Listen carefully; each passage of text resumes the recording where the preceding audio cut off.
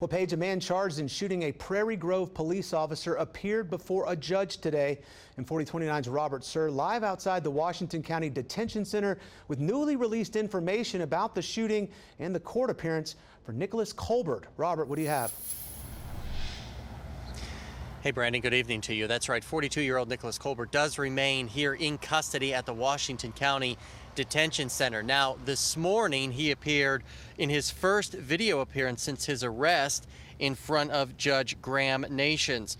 Colbert responded to a few of the judge's questions with basic yes and no and thank you answers. The whole thing lasted about 90 seconds. Now, he's charged with shooting Prairie Grove officer Tyler Franks earlier this month as Franks was responding to a domestic call.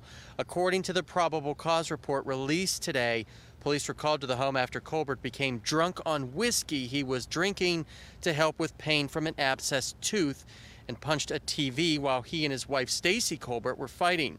The report goes on to say police repeatedly ordered Colbert to open the door or police were coming in and he only responded with, quote, "No, you're not," close quote. Once police entered, that's when he shot Officer Tyler Franks with two different guns at the same time. Recently, we learned that Officer Franks had part of his leg amputated as a result of his injuries. Colbert, meanwhile, faces a long list of charges, including 2 counts of attempted capital murder, and his bond was set at $1 million. After the hearing, I asked Washington County Prosecutor Matt Durrett about the bond. A bond that high is typically due to the nature of the offense, the dangerous nature of the offense, and the potential threat to society if a person is released. Now, what's also interesting in today's probable cause was a little piece of information that was toward the bottom of the report.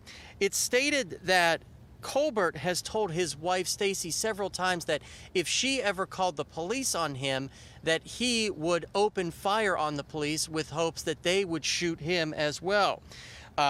Stacy Nicholas also told police after the shooting that she heard her husband loading guns in his bedroom before Officer Franks and other police arrived to the scene, but never told them that key piece of information once police arrived there.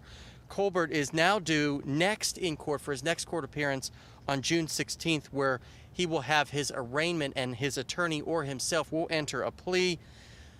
We'll see what happens with that. We're live at the Washington County Detention Center. Robert Suhr, 4029 News. Okay, Robert, thank you for the update. Also